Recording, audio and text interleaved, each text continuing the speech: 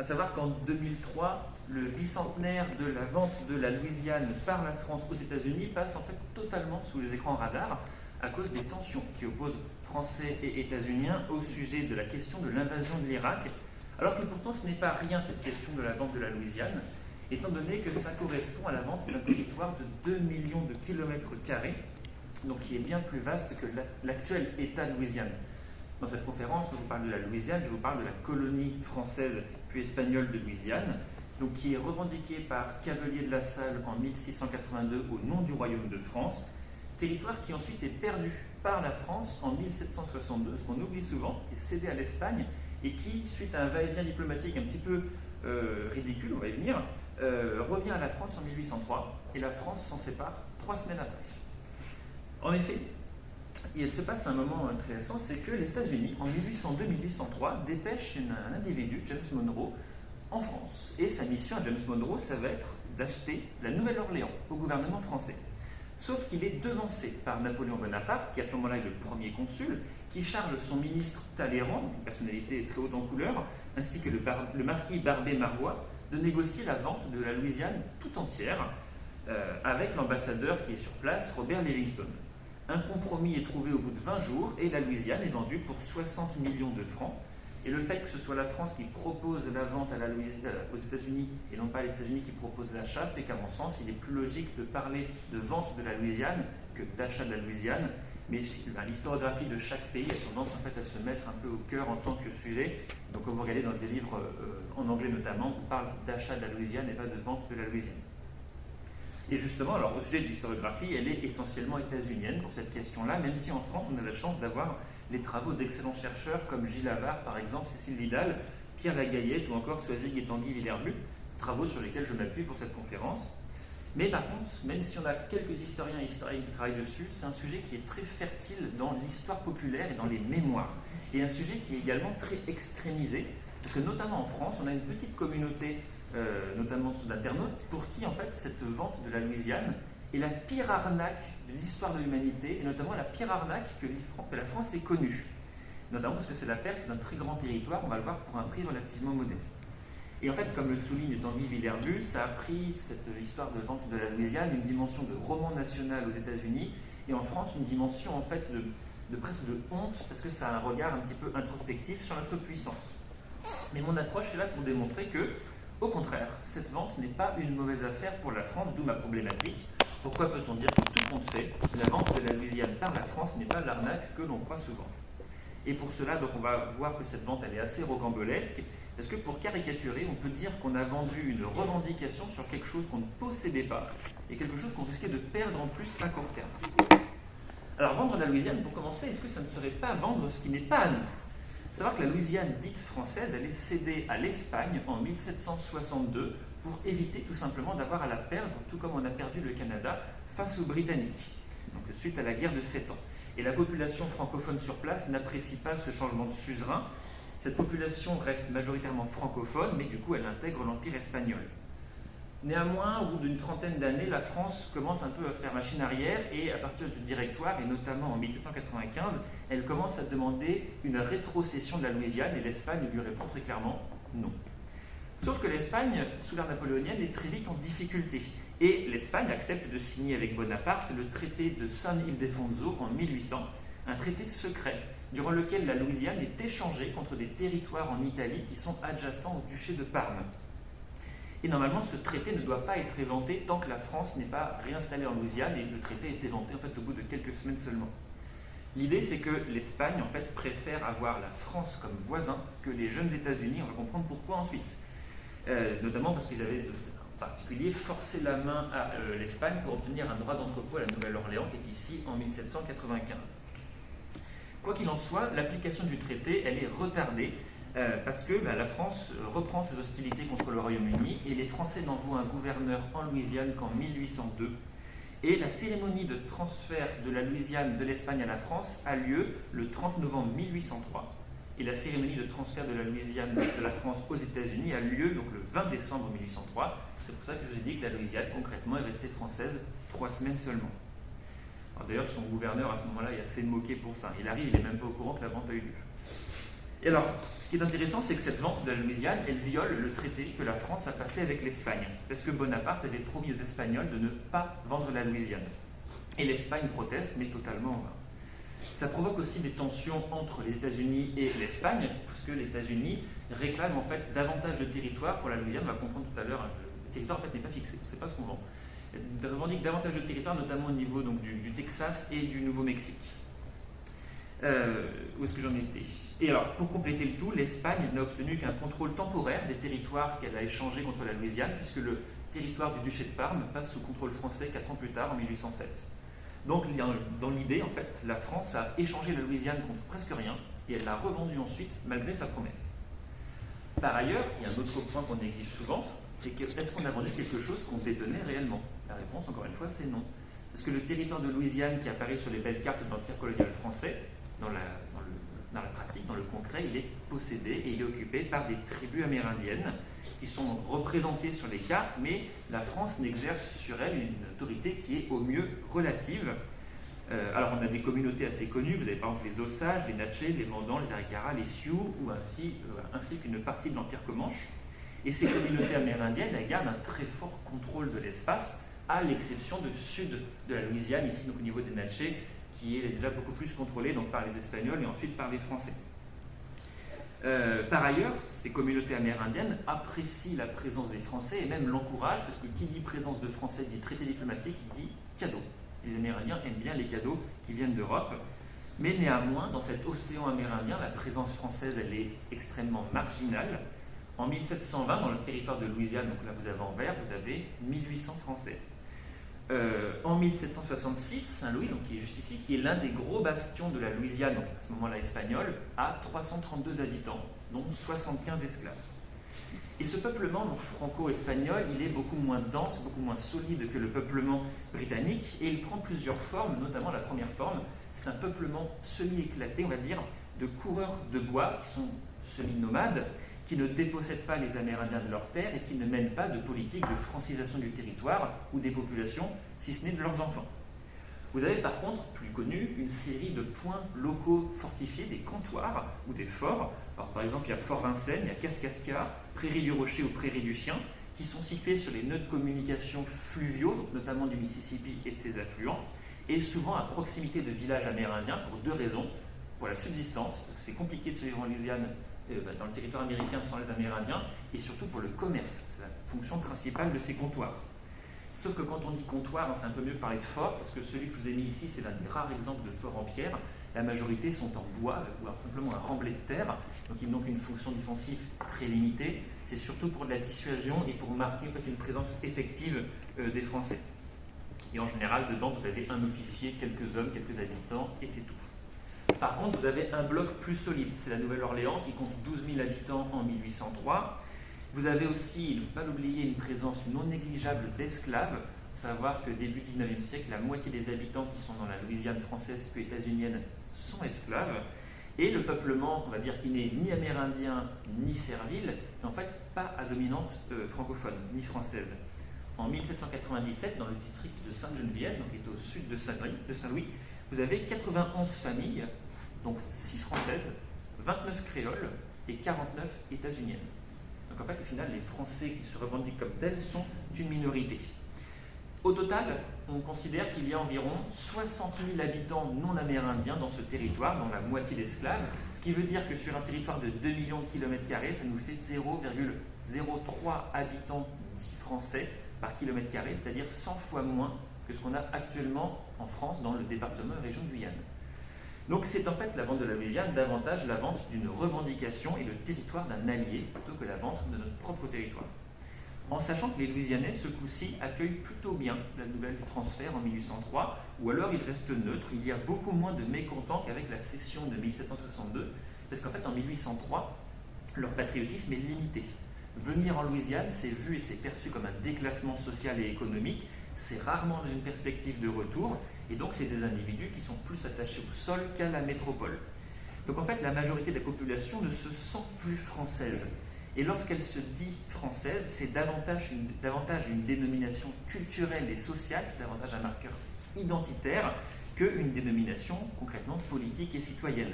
Et Et c'est donc une population en fait, qui est créole, bien plus qu'elle est française.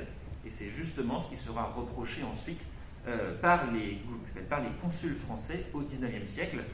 Mais ça n'empêche pas que dès le transfert de la Louisiane aux États-Unis, le gouvernement américain émette de très forts doutes sur la loyauté de la population sur place en cas de conflit entre les États-Unis et la France ou les États-Unis et l'Espagne. Parce qu'on s'approche d'un point à éclairer, et ce sera la deuxième partie de cette conférence, concernant la Louisiane, c'est que la situation géopolitique en Amérique du Nord n'est pas apaisée du tout, et il existe un risque réel que la colonie soit capturée. Et vendre la Louisiane dès sa récupération, en fait, c'est un moyen de s'assurer de ne pas la perdre sans bénéfice. Et donc, dans l'optique d'un super Cluedo, il va falloir réussir à comprendre, mais qui veut justement voler la Louisiane aux Français? Et là, ce qui est intéressant, c'est qu'on a plusieurs candidats. Premier candidat, éventuellement, toujours un classique à l'époque, les Amérindiens. C'est peu probable qu'ils veuillent reprendre la Louisiane aux Français, parce qu'on l'a dit, d'une part, il y a un morcellement de tribus sur ce grand territoire, et d'autre part, il n'y a pas de coordination d'entreprises pour chasser les Français. Et par ailleurs, ce territoire n'est pas perdu pour les Amérindiens. C'est le leur. Ils ne se rendent pas spécialement compte, on va dire qu'il est revendiqué par les Français. On a très peu d'informations sur leur perception de cette sorte de tutelle. Quoi qu'il en soit, de toute façon, leurs possibilités géopolitiques sont très amoindries par l'épidémie de variole qui touche la Louisiane à partir de 1775 et qui décime jusqu'à 50 voire 80% des populations locales. Alors, on ne connaît pas très bien cette épidémie, on pense qu'elle est venue de Russie par le Canada britannique, mais on n'est pas sûr. Deuxième coupable idéal, qui est à rester dans le cliché lié à la couleur de peau, les esclaves. Il ne faut pas oublier que la moitié de la population est esclave et qu'une révolte servile n'est pas du tout impossible, comme le montre le cas de Saint-Domingue, dont on parlera un petit peu après. Troisième suspect, les Espagnols.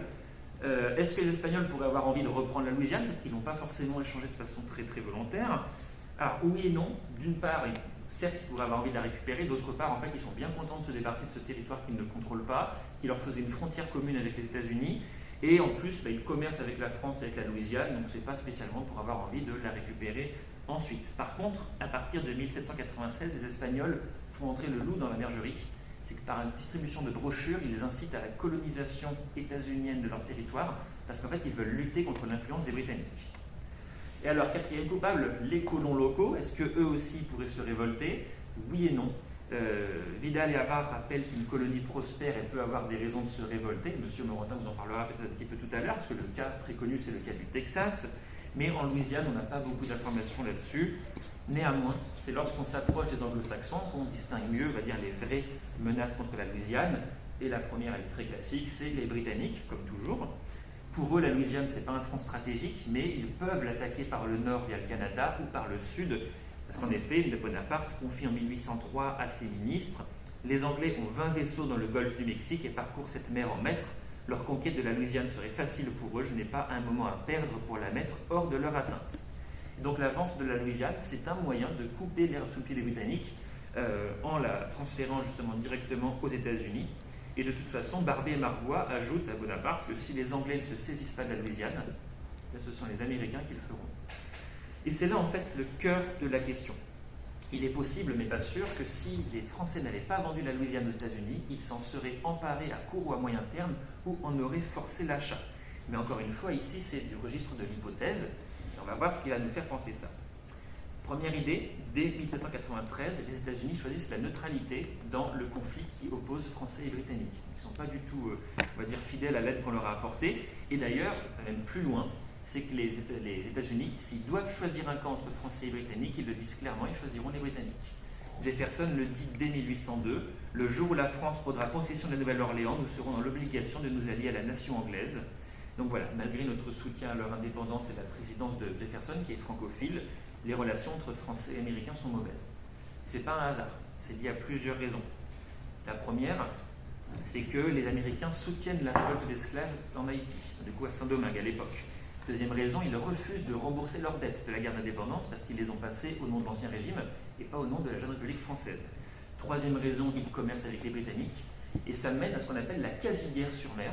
De 1798 à 1800, des corsaires français vont s'en prendre aux navires de commerce états-uniens, créant de très lourds dommages et obligeant les Américains à envoyer leur flotte de guerre et leur armée pour faire arrêter ces corsaires. Deuxième raison, les États-Unis ont réussi à contraindre en 1795 les Espagnols de leur accorder le droit d'accès au Mississippi et à la Nouvelle-Orléans. Et 5 ans après, la France redevient propriétaire de la Louisiane, donc ce droit est coupé. Et là, les Américains sont un petit peu énervés contre la France pour ça. Troisième raison, les États-Unis n'apprécient pas le retour français potentiel sur leur territoire, c'est-à-dire nord-américain. C'est ce que vous explique le ministre du Trésor Oliver Wolcott Jr. qui vous dit les Français sont les pires et plus dangereux voisins que nous puissions avoir parce qu'ils ont peur en fait qu'on recrée un empire colonial sur place.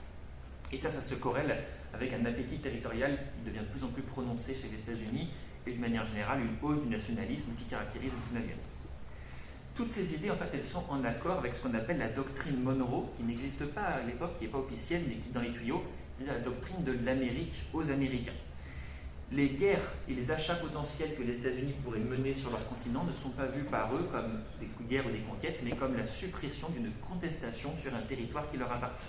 Et c'est pour cette raison qu'en 1810-1812, les Américains forcent les Espagnols à leur céder une partie des Florides, gratuitement, comme ça, sans rien, donc entre le Mississippi et le fleuve Perdidio, sous prétexte que selon eux, ça appartient à la Louisiane française. Et en 1819, ils forcent l'achat des Florides aux Espagnols pour 5 millions de dollars, mais en supplément, la cerise sur le gâteau, c'est qu'ils contraignent les Espagnols à renoncer à toutes leurs revendications sur le nord-ouest des États-Unis actuels et à fixer aussi des frontières qui sont ici au sud. Donc en fait, les États-Unis voient s'aligner des moyens, des volontés et des prétextes pour intervenir contre la France. Et en cas de guerre, il faut être très clair, la France n'aurait pas eu moyen de tenir ce territoire, notamment puisque les Américains auraient pu compter sur l'aide de leurs colons déjà présents sur place. Et en fait, avant même 1802, on se rend compte que les Américains veulent acheter la Louisiane. Et il y a un gros problème. S'ils achètent la Louisiane, c'est qu'ils reconnaissent une légalité française à posséder ce territoire et un droit, du coup, ce qu'ils ne veulent pas. Mais quoi qu'il en soit, ils ont envie de s'en emparer parce qu'en fait, ils ne veulent pas que ça risque de passer aux mains des Britanniques. Ce qui en dit long d'ailleurs sur leur confiance envers les Français pour tenir ce territoire. Mais, on va dire, tout se finit bien, la poudre n'a pas à parler, puisque la France vend la Louisiane aux États-Unis. Et ce qui nous interroge comme dernière question, c'est le rapport qualité-prix de la vente. Plusieurs axes sont à prendre en compte. Tout d'abord, à quoi ça sert la Louisiane quand on est français? Alors la France n'a jamais fait de la Louisiane sa priorité. C'est une colonie qui est discréditée auprès de la cour française dès 1720, notamment parce qu'elle n'est pas rentable. Mais elle a quand même certains potentiels. Tout d'abord, un vaste territoire agricole, avec un vaste potentiel agricole, même si les produits qu'on y fait ne sont pas forcément bon marché vis-à-vis des produits britanniques. C'est aussi une source d'approvisionnement en fourrure. On produit en moyenne 50 000 fourrures par an dans la Louisiane française, fourrures qui doivent toutes passer quasiment par la Nouvelle-Orléans et qui du coup sont dégradées par le climat tropical, ce qui fait que c'est des fourrures de moins bonne qualité, encore une fois, que celles des Britanniques. Par contre, on a la Nouvelle-Orléans. Ça, c'est un petit joyau pour la Louisiane. C'est une ville assez importante parce qu'elle contrôle, c'est un verrou pour le Mississippi. Mais l'intérêt principal de la Louisiane pour la France, c'est que c'est une base dans un projet de colonisation. Et c'est pour cela que Talleyrand n'est pas favorable à la vente de ce territoire, parce que la France se met à rêver de recréer un empire colonial suite à ses victoires fin 19e. Et du coup, vu que la majorité du territoire de Louisiane n'est pas exploité par la France, en fait, ce qu'on vend en réalité, c'est une réserve, c'est un potentiel, c'est un réseau. Et pour la France, ce potentiel, il est totalement grippé par la perte de Saint-Domingue, donc qui est en révolte de 1791 à 1804, qui devient Haïti. Et c'est en fait surtout cette perte qui fait que les Français se disent non, c'est trop tard, maintenant la Louisiane, on abandonne, parce que déjà qu'on n'arrive pas à tenir ce petit territoire, là il faut absolument rentabiliser la Louisiane et s'en débarrasser le plus tôt possible. Et donc à ce moment-là, la France a une dernière utilité pour la Louisiane, c'est de s'en servir comme un outil de rapprochement avec les États-Unis. Et dans cette perspective d'estimation de la valeur, il y a un autre problème qu'on a déjà évoqué, c'est qu'en fait on ne connaît pas très peu ce territoire. Il est peu mis en valeur, il ne nous appartient que sur papier en majorité, et la France ne dessine quasiment jamais sur ses cartes la frontière ouest de la Louisiane dans l'optique de futures revendications. Ce qu'on voit en fait, donc c'est un territoire qui ne connaît pas les frontières. Alors le traité stipule clairement les frontières qui doivent être prises en compte, c'est celles qui sont françaises avant 1763, frontières qui n'ont jamais été tracées. Les Américains en fait ne connaissent pas vraiment ce qu'ils achètent. C'est littéralement un achat à l'aveugle, d'où cette diapositive un petit peu de la honte pour ceux qui connaissent cette émission. Et donc en fait, une fois qu'ils ont acheté la Louisiane, ils sont obligés d'envoyer des expéditions pour découvrir et comprendre ce qu'ils ont acheté. La plus connue étant celle de Lewis and Clark en 1804. Et ensuite, ils doivent se débarrasser des Amérindiens sur place pour pouvoir y implanter leurs propres colons. Et il y a un cas qui est assez intéressant, c'est celui des Osages, où en fait les Américains ont dû acheter la Louisiane à la France, territoire sur lequel vivaient les Osages, et ensuite ils ont dû acheter le territoire des Osages aux Osages, directement, parce que pour eux, c'était leur territoire, donc ils n'avaient pas à le céder comme ça.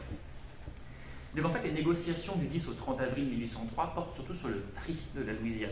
La France demande au début, pour faire un peu les flambeurs, 100 millions de francs, en sachant que Napoléon Bonaparte veut 50 millions minimum. Et au final, le prix est négocié à 80 millions de francs, donc 15 millions de dollars.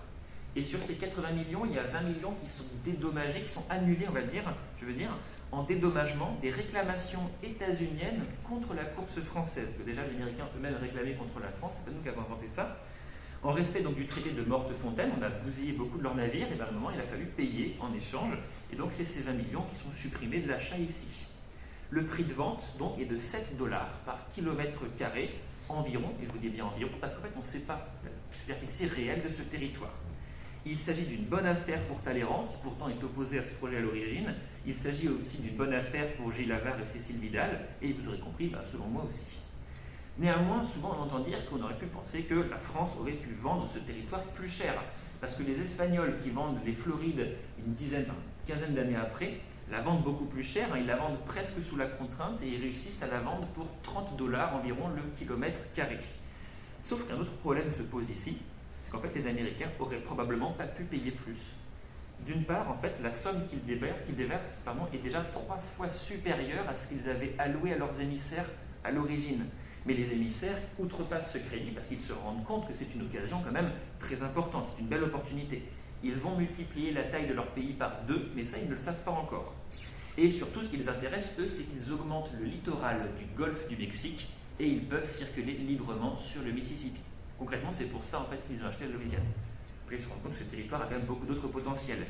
Le président Jefferson est heureux, son opposition beaucoup moins, parce que d'une part, il faut faire un prêt de 6% auprès d'une banque britannique, ce qui coûte très cher aux États-Unis. Et en plus de ça, le parti d'opposition du président, le Parti fédéraliste, critique l'initiative présidentielle. Au début, on ne sait pas trop quels sont les pouvoirs du président.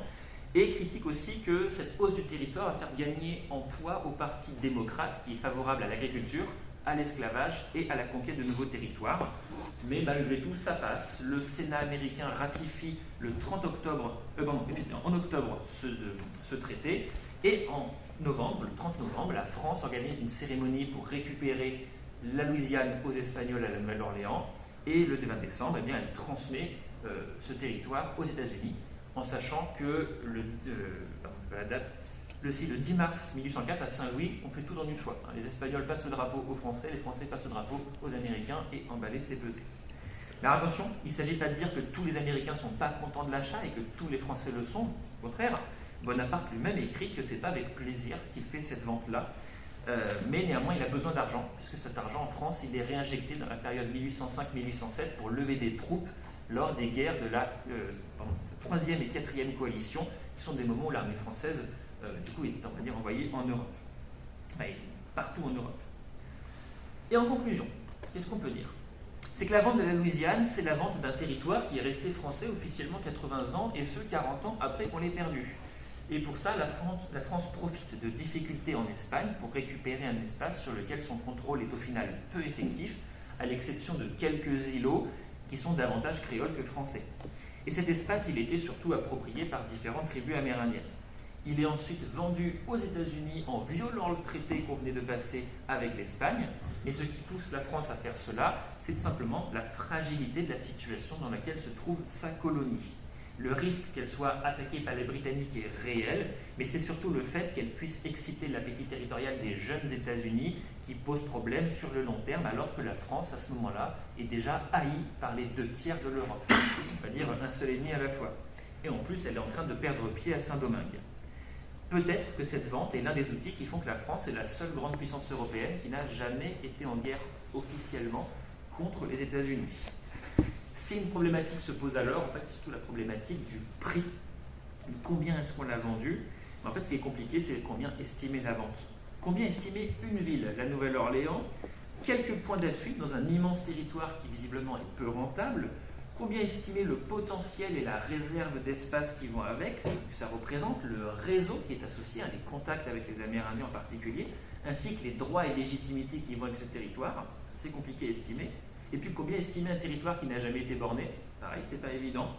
Ce qui est plus que probable, c'est que ce territoire il ait une valeur supérieure aux yeux des États-Unis qu'aux yeux de la France, ça c'est certain, et aussi qu'il ait une valeur peut-être supérieure au prix où il a été vendu. Mais là, ça pose la question de la solvabilité. Les États-Unis ont déjà été obligés d'emprunter cet achat pour se permettre l'occasion, parce que c'est une occasion pour eux, et les contestations qu'ils connaissent face à cet achat montrent que ça n'a pas non plus été de tout repos et que ça n'a pas toujours été aisé pour eux. Mais ces contestations sont surtout du ressort de la politique intérieure, de l'unité du pays, en bref, de tout ce qui pose problème ensuite jusqu'à la guerre de sécession. Forcément, il fallait que je la cale quelque part. La vente de la Louisiane, alors est-ce que ça serait un happy end au final, une bonne affaire pour tout le monde? Vous aurez compris que non. Parce que d'une part, les Amérindiens, eux, ne sont pas consultés, et dans une bien moindre mesure, le Royaume-Uni aussi n'est pas très heureux de voir ce territoire qu'il aurait pu s'accaparer passer aux mains des États-Unis. Mais il y a surtout une grande perdante, souvenez-vous, c'est l'Espagne. L'Espagne qui ne voulait pas de frontières communes avec les États-Unis, ben voilà, 3 ans après, même pas, pan, ça revient. Quoi qu'il en soit, les nouveaux propriétaires, les États-Unis, mènent une politique assez francophobe dans ce territoire qu'ils viennent d'acquérir, notamment à partir de 1862. Néanmoins, la francophonie connaît un regain d'intérêt à partir de l'ouragan Katrina, très récemment, au XXIe siècle, 2005, qui amorce un rapprochement franco-états-unien après les dissensions de l'Irak. L'idée, c'est qu'on s'est disputé mutuellement au sujet de l'Irak et on essaie de trouver un prétexte pour faire en sorte de se réconcilier. Et bien, ce prétexte, c'est l'ouragan qui touche la Louisiane et qui touche notamment la grande communauté francophone et francophile qui est en Louisiane. Et c'est une communauté qui s'est jouée politiquement de ses particularismes. Et c'est une des raisons qui fait que lors d'une des premières parades qui est organisée à la Nouvelle-Orléans après Katrina en 2006, vous avez un char qui affiche une pancarte « Chirac, crachez-vous ». Je vous remercie.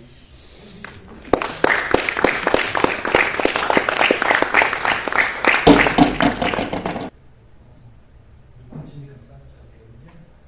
Et est-ce que justement c'est pas un fantasme en fait qui se crée quand on découvre ça pour la première fois Si, tout à fait, parce qu'en fait ce qui se passe, c'est en fait, le parallèle avec le Canada, il est assez clair. Quand on prend une carte, il y a un très gros territoire. Et on se dit forcément, du coup, c'est super puissant, c'est génial, il y a plein de ressources. Mais voilà, ce qu'on oublie, c'est que ce territoire, en fait, il n'est pas mis en valeur. Il y a très peu de gens. Si je ne dis pas de bêtises, je crois que le Canada français, avant qu'il soit perdu, il n'y a même pas 10 000 Français dessus. Alors qu'au niveau des Britanniques, il y a peut-être déjà plusieurs millions d'habitants dans les 13 colonies. Enfin, le rapport en fait, démographique, il est totalement invraisemblable. Et jamais, justement, les territoires français ont été valorisés comme l'ont fait les Britanniques. Peut-être que si dès le début, les projets de colonisation avaient été de façon similaire, ça aurait peut-être pu être plus équilibré. Mais c'est aussi une des choses qui fait que les Français ont beaucoup insisté sur les relations avec les Amérindiens. On a beaucoup de mythes. J'ai lu ça récemment dans un livre que tu m'as conseillé, Bréval, de Soisig-Villerbu. Et c'est vrai, on dit que les Français, en fait, ils étaient beaucoup plus tolérants, beaucoup plus amicaux envers les Amérindiens. Ils leur ont filé des armes, ils commerçaient avec eux, ils étaient beaucoup plus proches d'un point de vue social, culturel, sur un pied d'égalité. En fait, c'est qu'on n'avait pas le choix. C'est que si on n'utilisait pas les Amérindiens, on se faisait saigner par les Britanniques. À chaque fois, il y avait notamment les Russes qui arrivaient depuis l'Alaska, qui pouvaient nous faire peur, puis les Espagnols aussi. Donc clairement, oui, c'est un fantasme mais normal, on va dire, d'historiens débutants ou de personnes qui ne s'y connaissent pas beaucoup, parce qu'on voit cet énorme territoire et on s'imagine qu'est-ce qu'on aurait pu faire avec. C'est un potentiel énorme, mais voilà, c'est un potentiel tout vide. C'est un ballon de baudruche, une fois qu'on le perce, il n'y a plus rien qui résiste. J'ai une question pour toi, Johan. Comment ça se fait? Est-ce que tu connais l'histoire de cette frontière du 49e parallèle qui est passée de ça, une frontière un peu vague, à quelque chose de droit après, entre l'unification des frontières entre les États-Unis et le Canada? On parle de celle-ci, de 48. Non, je connais très très peu de choses. En fait, je sais que je connais pas énormément l'histoire du Canada. Moi, je suis spécialiste de l'Amérique, mais je suis spécialiste des États-Unis surtout. Je sais que c'était très compliqué en fait entre les États-Unis et les Britanniques, qui ont été déjà en guerre avec la guerre d'indépendance, qui ont été en guerre ensuite en 1812. D'ailleurs, au passage, les Britanniques sont passés attaquer à la Nouvelle-Orléans, ce qui montrait qu'ils étaient capables d'attaquer par le sud. Et je sais qu'après, il y a eu des tensions frontalières avec les Britanniques sur le tracé, le délimité. Alors au niveau du coup des grands lacs, c'était facile, il suffisait de mettre l'eau de chaque côté. Ici, ça a été plus complexe. Je crois qu'il y a eu plusieurs traités où, encore une fois, c'est les Américains qui étaient à l'initiative, enfin les États-Uniens, et qui ont contraint les Britanniques à signer le traité. Mais je n'ai pas forcément toutes les références qui vont avec, très clairement. Parce que voilà, c'est ce que je disais, c'est que les frontières en fait sont floues. Moi j'ai fait une carte en mettant plusieurs cartes de l'époque, mais elles ne disent pas les mêmes choses, donc forcément c'est assez compliqué. Les frontières sont floues, personne ne sait concrètement quand est-ce qu'on passe dans un camp ou dans l'autre. À un moment, il a fallu tracer une frontière, et du coup, c'est en 1818 que ce tracé-là est fait, mais je ne pourrais pas t'en dire beaucoup plus, très clairement. J'irai voir un vrai spécialiste de la et aussi, pourquoi justement donc, le Canada, enfin le britannique, n'a pas cherché à obtenir la Louisiane directement alors que les guerre avec Napoléon sur le continent? Alors, je n'arrive pas à l'expert, mais je crois que ça dépend d'impératifs géopolitiques. Encore une fois, je reprends la carte. Si je fais. Ah non, il n'y a pas le PDF avec les boutons visibles. Ce qui se passe en fait, c'est que la colonisation britannique du Canada, elle part surtout dans cette zone-là, on va dire le sud de je ne sais pas quels sont les États actuels qui sont au Canada ici, mais le sud du territoire. Il y en a aussi quelques comptoirs commerciaux ici, par là. Et en fait, plus on s'éloigne vers l'ouest, plus il fait froid, plus il y a des Indiens et moins il y a de blancs, concrètement. Et puis si on va trop à l'ouest, en fait, on tombe nez à nez avec des Russes qui ne sont pas forcément toujours très rigolos et qui peuvent être à coup de fusil aussi. Et donc en gros, le territoire qui est ici, là, que j'entoure, il est tracé sur les cartes. Mais concrètement, c'est ce qu'on évoquait, en fait, il appartient aux Amérindiens.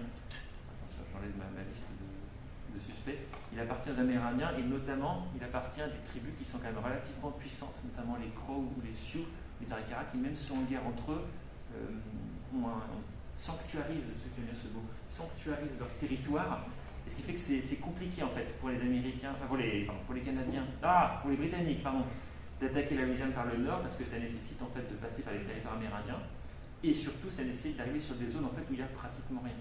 Au début, j'avais essayé de mettre les différents points qui étaient peuplés par les Français que je trouvais dans mes recherches. Et en fait, tout est autour de la Nouvelle-Orléans et de Saint-Louis. Prairie du Rocher, Prairie du Chien, Kaskaskia, Fort-Vincennes, c'est quasiment tout dans cette zone-là. Alors je fais des spéculations vraiment hasardeuses, mais dans le territoire qui va d'ici à là, il y a peut-être 300 Français, quoi, tout casser. Donc en fait, ça nécessite de traverser les territoires vierges pour arriver nulle part. Donc pour les Britanniques, le plus simple, si jamais ils avaient voulu inquiéter les Français, c'était comme l'a dit Napoléon, d'attaquer par le sud et d'aller prendre la Nouvelle-Orléans. C'était vraiment là, le seul verrou solide et la seule chose, on va dire, digne d'une expédition. Parce que derrière, qui dit partir comme ça au hasard, dit s'aventurer avec des soldats pas forcément très volontaires, sans carte, parce qu'il y a très peu de cartes à l'époque de la Louisiane, et les rares qui existent, je suppose, c'est plutôt des Français qui l'ont, auprès de tribus amérindiennes qui ne sont pas forcément très heureuses de voir passer des Britanniques ou des soldats qui leur appartiennent, et qui ne sont pas associés, pour au final capturer un bled dans lequel il y a 300 habitants et qui ne comprennent rien à ce qui se passe, et qui ont des nouvelles à chaque fois, 6 ou 8 mois après les événements. C'est possible, ils peuvent passer par là en soi, mais la route est ouverte, mais encore faut-il avoir le courage et l'utilité d'emprunter.